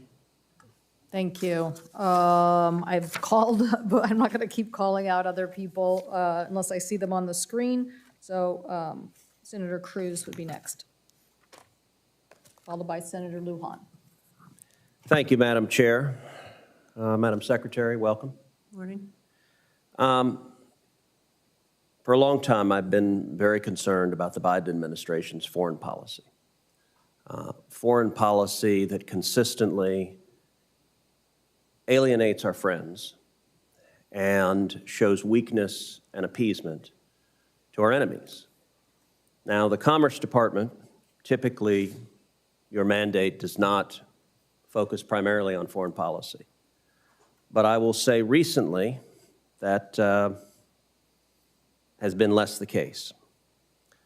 If you look at China, and your confirmation hearing focused quite a bit on your willingness to stand up to Communist China and on the repeated decisions from the Biden administration to show weakness to Communist China. The eyes of the world are on Taiwan. Under this administration, Vladimir Putin has invaded Ukraine. He's done so in significant part because of, I believe, this administration's weakness on foreign policy. And Xi in China is watching very carefully and quite openly contemplating invading Taiwan. So I was deeply concerned when the Commerce Department put out a press release that referred to Taipei as Chinese Taipei. Now, that is not a mild oversight. That is not a typo. That is not a mistake. Chinese Taipei is a term of propaganda pushed aggressively by the Chinese Communist Party because they insist Taiwan is not a country. Taiwan is not a separate entity. It is instead part of communist China. And for the Commerce Department to embrace the Chinese Communist government's language about Taiwan, to put it in a formal press release, it both undermines our ally Taiwan and it emboldens communist China. So my question is, why would the Commerce Department refer to Taipei as Chinese Taipei? Yes, thank you, Senator, for your question. And by the way, the administration, including I, are clear-eyed about the threats China poses to us, and I've been very strong in my tenure as it relates to China. Taiwan signed the declaration. Their signatory line was as Chinese Taipei. So this reflects no change in policy. It's how they chose to sign the declaration, and that's why it appeared that way in the press release. All right, let's turn to a different example. It's not just Taiwan that this administration undermines. It is our allies across the globe. When you turn to Israel, on April 16th, 2022, Vice President Kamala Harris held a Passover Seder at the Vice President's residence. They served kosher wine from the Sagat winery located in Samaria near Jerusalem. This was apparently a huge scandal among the Biden administration's radical leftist base, which loudly and immediately complained. So the administration ran to Twitter, and a senior advisor to the vice president posted this: "The wine served at the Seder was in no way intended to be an expression of policy." Now, that's a pretty big deal. The issue of labeling Israeli goods and what goods are made in areas of Israel goes back decades, goes to the core of Israel's sovereignty over its territories. The Obama administration reissued a labeling order to prevent goods made in Judea and Samaria from being labeled as Israeli. So my question is simple. The vice president's staff said serving wine from an Israeli winery located in Samaria was in no way intended to be an expression of policy. Jurisdiction for this is within the Commerce Department.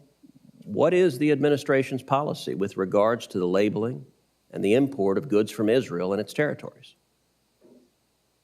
I'm going to have to get back to you on that, and this is, I was not aware of this, but I will follow up with you. And I will point out that in the Commerce Department, the Office of Anti-Boycott Compliance answers to you. Does this winery in Samaria count for you as an Israeli company, and would participation in a state boycott targeting require scrutiny from the Office of Anti-Boycott Compliance? Yeah, like I said, let me look into this, and I'll be back to you with the details. Well, I look forward to your answer. Thank you. Thank you. Senator Peters. Thank you, Madam Chair and Secretary Raimondo. Good to see you once again. Thank you for being here today. Secretary Raimondo, I want to start talking about the CHIPS Act, which we have before us right now. And I believe it's essential that we fund the CHIPS Act so we can grow good-paying jobs here in America, involved in designing and making semiconductor chips. But funding the CHIPS Act isn't just about creating jobs in the semiconductor industry. It's about supporting all the jobs that depend on those semiconductor chips. And in a modern economy, chips play a vital role, certainly in many, many different areas. But there's no better example in my mind than the auto industry. In the 1970s, some cars just had a handful of chips, but now, a few decades later, the modern cars can contain up to 10,000 semiconductor chips in every car that handles everything from safety features to telematics to entertainment systems. And certainly that explains why the recent chip shortage has hurt auto production, as I know you're very well aware. along with many workers and families whose livelihoods are impacted by it. It's bad for the whole economy, and the ripple effects in the auto industry go through the whole economy. And that's why I think when we think about policies to support domestic semiconductor production, we must also ensure that we're addressing the needs of our economy and national security.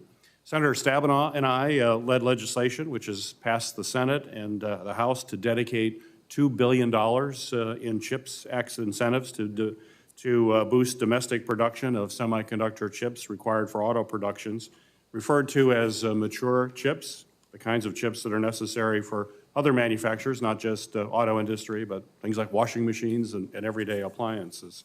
So my question for you, Madam Secretary, is do you support the proposal to dedicate $2 billion in the CHIPS Act incentives to growing and domestic production of mature semiconductor technologies in the United States? And if Congress does indeed fund the CHIPS Act, which I hope we will do soon, will you commit to ensuring that the department implements these funds in consultation with industries and workers, particularly in industries like the auto industry? If you could talk about that, I'd appreciate it. Nice to see you, Senator. Yes, the answer is yes and yes. I would say it isn't just the auto industry. The medical device industry, for example, is a huge consumer of these quote-unquote legacy chips, mature, feature-rich chips. And in the recent RFI that we did, we found that this is where the shortage is. So yes, we would support it, and yes, we absolutely will implement it in coordination with industry and with you. Well, I appreciate that. Thank you, Madam Secretary. One area that I've been particularly focused on is making sure that our supply chains are resilient so that we can expand domestic production of these chips. And in December, I introduced the Investing in Domestic Semiconductor Manufacturing Act, along with several of my colleagues, including many on this committee. The bill would clarify provisions of the CHIPS Act to ensure that upstream suppliers are eligible for incentives to grow. These are suppliers that make chip manufacturing possible by providing the necessary materials and the manufacturing equipment necessary to produce these chips. Indeed, I believe your department's analysis of semiconductor supply chains discussed the important role of these upstream suppliers and the role that they play in supporting our national goals. For all these reasons, the House included the language in the competitiveness package in the Competes Act. And now as we go to conference, and I've been appointed as one of the conferees for negotiations, we're going to be fighting to make sure that that proposal gets put into the final product. So my question to you, Madam Secretary, is do you agree that domestic semiconductor production will be at risk if we fail to adequately support upstream suppliers that actually facilitate chip manufacturing? Absolutely, there's no doubt of that. I would be remiss if I didn't say and implore you and your colleagues to act with urgency through that conference process. As we discussed earlier, there's a very real risk of waiting here, which is that these chip companies are going to be expanding, and they'll expand in other countries if we don't move quickly. So I am at your service to do whatever I can to move that conference quickly. Well, I appreciate that, and I think you agree with the general proposal that we have that would ensure that upstream suppliers are actually eligible for some of those CHIP Act incentives. As we put that out, it's not just the manufacturers themselves, it's that entire supply chain. The whole supply chain. Great. Well, I appreciate that. Thank you for your leadership on this issue as well. Appreciated you coming out to Detroit not too long ago to dig deeper into the issue of the auto industry. I know it's something you're passionate about, and I appreciate your interest in Michigan as well. So thank you for being here. Thank you, Senator. Senator Lujan. Thank you, Chair Cantwell. Secretary Wudo, good to see you today. As you mentioned in your opening statement, I want to thank you, recognize the importance of the Minority Business Development Agency, something that was very important to our chair, to the ranking member, passed bipartisanly through the House and through the Senate. And it's great that for the first time in 50 years, we finally have what is now, I hope that will be a permanent Minority Business Development Agency. And earlier this month, we were very pleased that leadership from the Department of Commerce was in Albuquerque, New Mexico, to open up our Business Development Center. And so the question that I have is, in this particular space, Secretary, yes or no, do you currently have the funding to launch the Rural Business Center program? So first, let me say it's great to see you back, healthy and in person. No, if you want the short answer. The money that we're requesting, the 110 million, would be enough to launch the rural business centers, which will be done in partnership with minority-serving institutions. But currently, the FY22 appropriations only gave us half of that and directed us to use the money to expand our existing business centers. So we're going to be, with that money, adding 6 new business centers, but we don't now have the money to do rural, which is why we're asking for it in this appropriation. And the good news, I will tell you, is if we are successful in getting the money we're asking for in this appropriation bill, we've already been doing all of the outreach with the minority-serving institutions, so we'll be ready to hit the ground running to set up the rural centers. I appreciate that, and I'll do everything I can with my colleagues on the Appropriations Committee and the staff over there to make sure this gets the attention that it deserves. My follow-up there is, in the absence of additional resources for the program, what are you doing to support the minority-owned rural businesses now? Well, currently, we do serve them to the best of our abilities with our existing business centers. And, you know, I think we do a good job of that. But as you know yourself, you need to be present in place in order to really do this work. So we are increasing our efforts to rural America. By the way, MBDA and EDA, we're working very hard with EDA. But the truth of it is, we need the money to set up proper rural business centers with minority-serving institutions so we can be in the community and meet the needs of the, you know, population. Appreciate that. Well, I'll work with my colleagues again bipartisanly here, and this is an area of great interest to many of us, so we'll be looking. I hope that once we secure that funding, that we're ready to roll and that we're able to take some of that investment and get ready for that as well. Madam Secretary, one area that I've talked to you quite a bit is just with connectivity, and following sort with many of my colleagues that have asked that question today. Will the funding connect every family in New Mexico to affordable, reliable, high-speed broadband that's currently in the Bipartisan Infrastructure Bill, in addition to some of the benefits from funding that was received in 2020 to NTIA? Yes, that is certainly the plan. The President has been crystal clear with me that anything less than that will be unsatisfactory. We want to get to everyone and, importantly, make sure that it's affordable. And I'm very serious about that because, again, I come from a state where everyone has access to broadband, but if it's $70, $80, $90 a month, it's not, you might as well not have it. You can't afford it. So yes is the answer. We're going to work in the community to make sure there's ubiquity and affordability. Well, I very much appreciate that this is the plan. The word that I've been given is that if there's not enough funding here, that money will be found to connect our state. And I'll be working with everyone to ensure that we're able to hit that goal. I very much support the plan, but I want to see it done across the country, and especially in hard-to-connect states. In another area, the programs that we've been able to work forward or move forward included funding for 91 full-time jobs to support the broadband program, which Senator Tester talked about. How many of those will be on the grounds in our states to ensure the program works in communities it's intended to serve? Yeah, the majority will not be in DC. So I don't know exactly the number out of 91, but the intention is that they not be in DC, that they be around the country in communities. I'd like to follow up on that and get some specifics because what's floating around is that none of them will be in the state. And so I think it's important to correct that record. So I look forward to helping you do that as well. So thank you for that clarification. I can say on the record now the majority will not be in DC, but we'll get back to you with the details. I appreciate that. And I don't want to pick on any of my colleagues, but relying solely on states might work in some of the larger ones where they have some of that expertise. And even though it's still considered a hard-to-connect state, places like California, and you know, I often compare New Mexico to Rhode Island, reminding everyone that out there, the highest hill is 800 feet. That's my backyard. And in areas that we have big mountains and topography challenges where 30% of the land is federal land, it's important to me that we all work with all the partners there. So I have several other questions. I'll submit them into the record, but it's always an honor to see you and your team and very much appreciate working with you. Thank you, Chair Cantwell. Thank you. Senator Sinema. Thank you. Well, thank you, Chair Cantwell, and thank you to Secretary Raimondo for joining us today.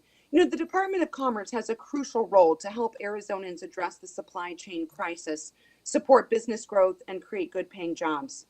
The department has a wide range of tools to assist with many important Arizona priorities, such as addressing the historic drought in the Southwest, increasing domestic manufacturing of semiconductors, and expanding broadband to all corners of our state. I look forward to working with you, Secretary, and with my colleagues on this committee to continue to advance these efforts in a bipartisan manner to help Arizona families. My first question is about fire season. As you know, fire season has already begun in Arizona as the Southwest experiences the most severe drought in 1,200 years. The tunnel fire north of Flagstaff has burned over 20,000 acres, and a state of emergency has been declared in Coconino County. The Cruz fire has burned over 6,000 acres south of Prescott. My thoughts are with my fellow Arizonans affected by these disasters and with our first responders, our wildland firefighters, and their families as they work to contain these wildfires. Arizonans rely on National Weather Service predictions and National Oceanic and Atmospheric Administration data to predict fire trajectory and determine impacts to landscapes and human health. It's important that NOAA, and the Weather Service have the resources and expertise needed to predict weather and drought conditions. So, Secretary, the Bipartisan Infrastructure Law included $80 million for NOAA high-performance computing technology and $50 million for wildfire prediction, detection, and forecasting. How will these resources allow NOAA to improve drought and wildfire prediction forecasting? Thank you, Senator, for your question. And I'll say parenthetically, a number of Commerce employees who were in Colorado were put out of their homes due to wildfires. So we have had real-time recent experience with this.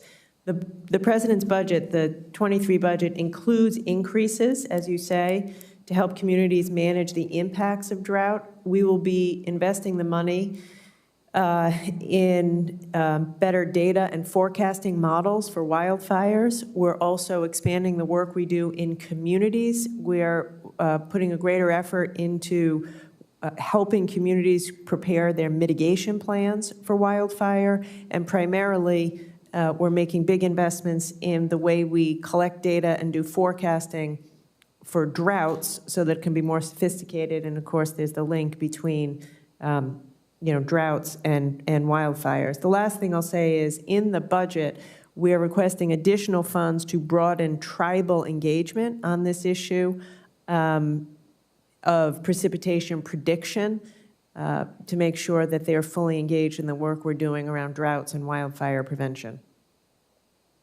Thank you. As the Southwest continues to face historic drought, we must use every available tool to assess the length and severity of drought conditions. The National Integrated Drought Information System has been helpful to me when determining policy responses for drought-stricken areas, but I believe we can always improve. How has the department worked to coordinate drought response with other agencies, particularly with the Department of Interior, Bureau of Reclamation, and USDA? And how can you make this interagency process more effective so drought mitigation policies can be targeted for maximum impact of federal dollars? Yes, thank you.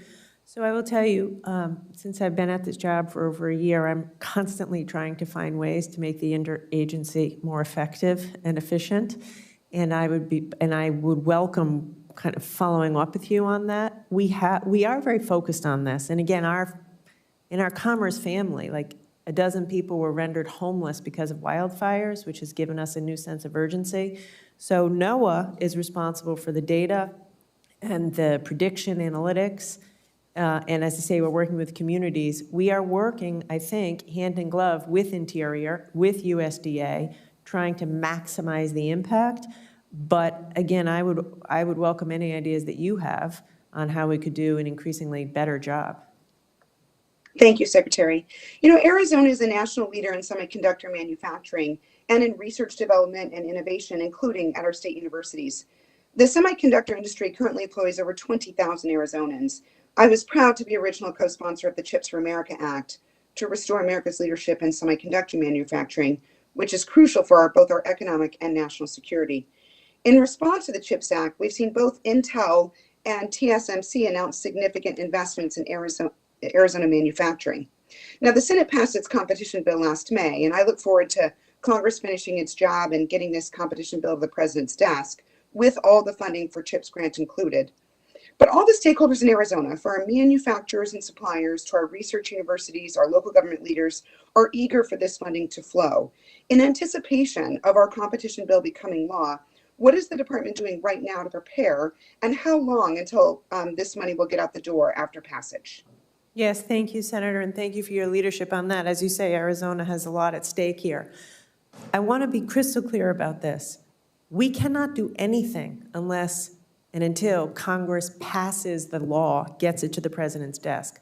So we have to put our shoulder to the grindstone in this conference. We cannot wait. We cannot delay. Other countries aren't waiting, and we have to get this to the president's desk.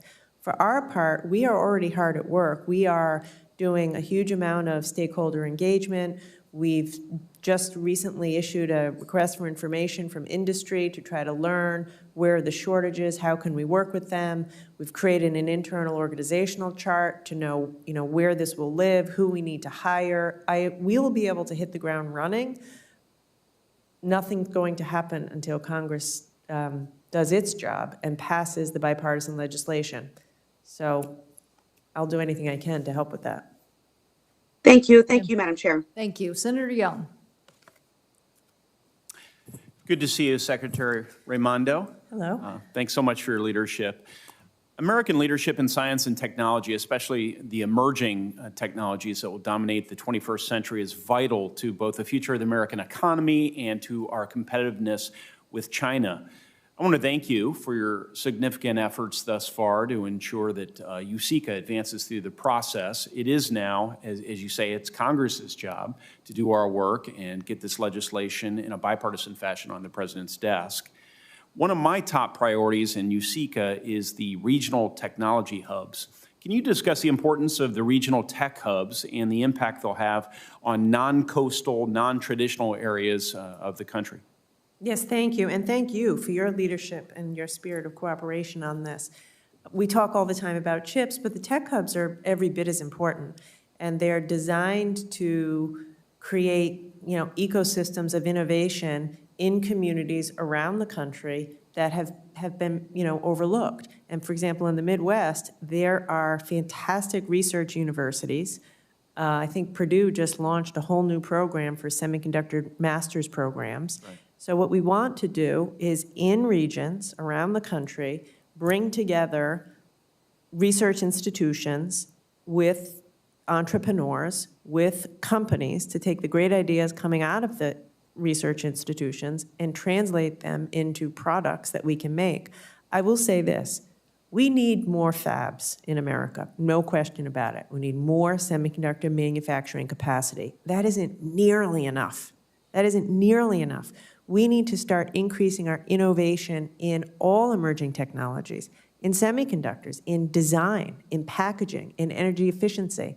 And all of that starts at the ground level. And it isn't all going to happen in Silicon Valley, Boston, and Austin, Texas. So this is about, getting throughout America, tapping into that research and creating a workforce and deep wells of, like I said, ecosystems of talent and entrepreneurship and innovation and activity. That's how I see it, Secretary. Building on existing assets, existing bases of talent, whether it's in the universities or outside the walls of the university. We have incredible talent across this country. It just needs to be harnessed, as we have harnessed talent with the assistance of government as customer or government as investor in past generations in places like Silicon Valley or the Research Triangle of North Carolina or in Boston. And so places like Indiana, and there are many out there that would benefit from these sorts of investments. Another value proposition I consistently hear about as we discuss the tech hubs is from venture capitalists. It's a frequent lamentation of those who start startup businesses in the state of Indiana that you have to go to a place like Silicon Valley to get your business model funded. And the venture capitalists are saying, well, if you make these sorts of investments, we're going to be making a lot more visits too, spending more time focusing on geographies like the state of Indiana. So this is also a major source of interest to all of them. Do you have any thoughts based on your professional background before you were involved in government on that topic? Yes, I think what you say is exactly right. So right now, about 90% of all venture capital money flows into 6 or 7 cities and towns in America. 90%. And you know what they are, as you say, Silicon Valley, Boston, New York, et cetera. I promise you, not 90% of all entrepreneurs, entrepreneurial talent, or innovation is in those 6 places. But venture capitalists want to see a critical mass before they start traveling there to invest. And that's what these tech hubs will do, create some critical mass. There's also what we refer to in the business as the valley of death, which is you get a little startup money, but then it's hard to raise money here to get to scale. This is sort of the valley of death. Tech hubs will help to get companies through that valley of death so they can access deeper pools of capital. That's the tech maturation monies that will go to Yes. designated hubs, right? Yes, exactly.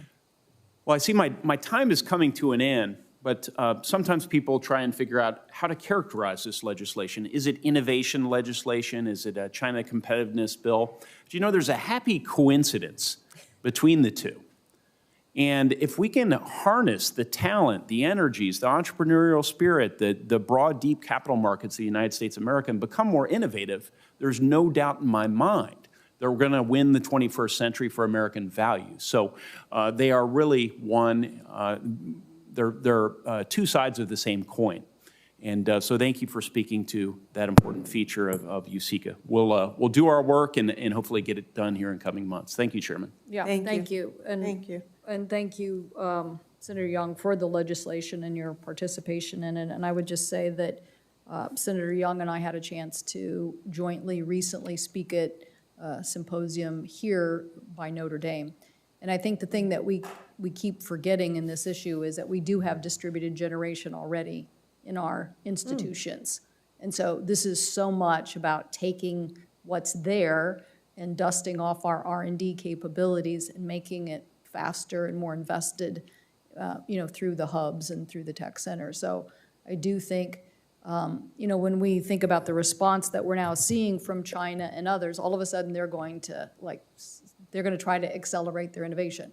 Never underestimate what we already have invested in our university systems and how they're going to help us. And that is, part of the network that we don't spend enough time talking about. I bet if we get to conference, we're going to spend a lot of time talking about it, that and EPSCoR and everything else and how, but this distributed network that's represented by these institutions really is a very, very powerful American tool. Yeah, so I couldn't agree more. Okay, Senator Warnock. Thank you so very much, Madam Chair, and great to see you again, Secretary Raimondo. Everywhere I go in Georgia, I'm hearing from families who are struggling because of shortages and breakdowns in our supply chains. I recently visited Noonan, Georgia, a town that is suffering a year later from the devastation of a tornado. Families there have been struggling to rebuild their lives, and as they try to get their lives going again, one of the biggest problems that they have is windows. Folks simply can't get windows delivered quickly enough so that they can get back in their homes a year after the tornado. This year, the Department of Commerce has requested over $15 million to analyze global supply chains. And I think it's important to collect this data. But we're now years into this crisis, and Georgia families need more than data, obviously. They need help. Secretary Raimondo, what is the value of having this new information, and how will it inform your specific actions to address supply chain issues? Yeah, thank you, Senator. And those are heartbreaking stories, and we hear them all over the country. I don't think anyone predicted how much havoc COVID could wreak on our supply chains. And if we've learned one thing these past couple of years, it's that the federal government is woefully under-researched and under-focused on supply chains and shoring up our resiliency. So what we are doing, and I'll follow up with you specifically on the windows to see what we can do. Because by the way, what I've learned is you have to go deep into each sector. And so I'll follow up to help you with that. That'll be great. But in any event, what we need to do is have a continuous, constant monitoring and mapping of these supply chains. We need to provide financing. We've lost 25% of our small and medium-sized manufacturers in the past 25 years. Our small and medium-sized manufacturing industrial base has been decimated. Germany, Japan, other countries, they invest. They make small loans available to small manufacturers so they can provide these goods to our people. So that's what the Department of Commerce ought to be doing, and that's why we're requesting this money. Not so that we can just fight the fires associated with supply chain disruptions from Russia or COVID, but so that we can prevent these disasters in the future. Right. And if Congress appropriates this funding, what supply chain improvements will Georgia families see when they're at the grocery store or the hardware store buying school supplies? When will they actually start seeing these changes? Look, I hope that people are starting to feel it a little bit every week, every month, every year. We are working, as I said earlier, I currently have 40 work streams going on supply chains. This stuff, I wish I could flip a switch. You can't. But we're, congestion at the ports is down. Better pricing in lumber. We're seeing it. We're just going to have to stay at it with the vigilance and sense of urgency every day, product by product. And beyond the budget process, we also have an opportunity to strengthen supply chains through the bipartisan competition bill. I look forward to that work happening here in the Senate. I'm a proud member of the conference committee representing the concerns of Georgians. I'm glad that we agree that one of the top priorities should be to shore up the semiconductor supply chain through funding incentives to bring chips manufacturing to the United States. It's been almost a year since we considered this funding in this committee. Will you be ready to distribute the funding as soon as it's available? Yes, absolutely. I mean, obviously, we have to go through the process and the statutory requirements, but we are already laying the groundwork. I would suggest, Senator, that the single most important thing you or any senator can do to ease the inflationary pressures and supply chain problems in your state is to quickly pass USICA, or the Bipartisan Innovation Law. That calls for work on chips, which are in every piece of electronics. It calls for an establishment of a supply chain office. We will never be able to fundamentally solve these problems for your constituents until that law is passed and the federal government is implementing it. I certainly agree there that we need to get this law passed as soon as possible so we can provide real relief to the supply chain crisis' impact on ordinary folks. And I look forward to fighting to make that happen as soon as possible. Thank you so much. Thank you. Nice to see you. Well, I think I would add, Senator Warnock, as the issue of another supply chain problem was looming large. That is the SKLG issue on battery technology. Yep. I don't think I heard more from a concerned member than Senator Warnock, who provided great leadership in bringing people's attention to it, and Secretary Raimondo digging in at the executive branch to solve the problem. So I want to say I appreciate both of you for being on the ball on that particular problem. And I think it's just an example. It really was like one of the first big supply chain crises that we had, and literally would have meant the loss of thousands of jobs in Georgia if we didn't solve that problem. So very much want to thank you, Secretary Raimondo, for your leadership on that. And again, thanks Senator Warnock for his persistence, because he was very persistent on this issue. Well, I think that's has the first round, unless there's a member that I'm not seeing online or are swiftly on their way. I would just like to ask a second round follow-up question on the Office of Space Commerce. Is there an update on that? Is there something you can tell us? I know my colleague Senator Wicker has left, but is there something you can tell us about that particular post and position? Yes, I appreciate that. So I know this is a priority of yours and the ranking member. I'm very pleased to say that we are going to be announcing a new director, Richard Del Bello. He has 25-plus years of space experience in the commercial sector, and he was at in the White House Office of Science and Technology. And we're elevating the Office of Space Commerce within NOAA. So he starts May 9th, and he'll be reporting right up into the NOAA headquarters.